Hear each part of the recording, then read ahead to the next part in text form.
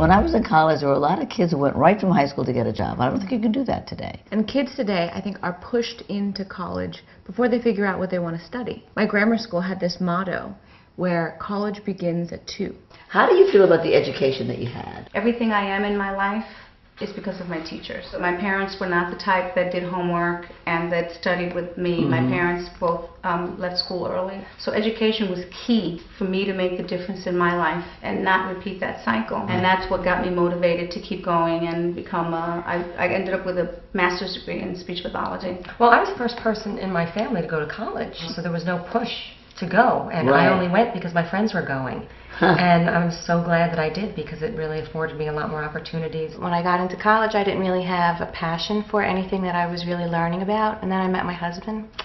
I had a passion for him, so I left college a little bit prematurely, and it wasn't until later on, when I was an adult, where I actually found something that I really was passionate about, that I went back to school. You went back to school to study what? Interior design. What do you think about the education that you had? I feel that I was too mature when I started college. I was 17, and I really had no idea of looking ahead. Basically, after I got my degree, I said, well, you know, what have I done with that? And then that's when I took 2 years off, and I traveled to Europe and broadened my horizons and lived a bit, and then that's when I discovered what I really wanted to do. I think it's a lot of pressure to expect a 17-year-old to know, and I look at other people that knew exactly what they were majoring in and went to the exact same school that was appropriate for them, and I'm like, how did they figure it out and I didn't? It's funny because nobody, not my parents, I don't remember having any guidance counselors at that school, nobody ever said to me, like, well, why are you choosing communications? What do you think you could do with that? If you had it to do over again, would you have studied something differently? I wish that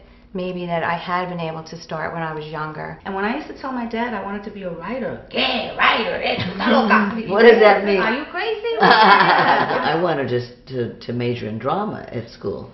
And my father said, no, you have to pick something for which you get a piece of paper that says you're qualified in the world to do something. He came from the immigrant experience where nobody went to college. So to them, having a daughter who went through school and graduated from college, that's the American dream. What role did your parents play in deciding what college you went to? Just get into the best school you can. That was their advice.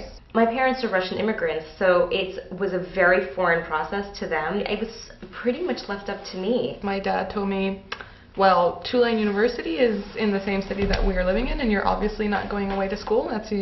You're going to apply to that college, and you're going to get a scholarship, and you're going to go to that college, and this is what you're going to study. And then you graduated and hated it all. Do you think it still matters? Do you think an education still matters? Oh, there are statistics that show that people who with a college degree make $1 million more in their lifetime than people without. I mean, education is power. Right. If you don't have it, other people are going to be telling you what to do the rest of your life.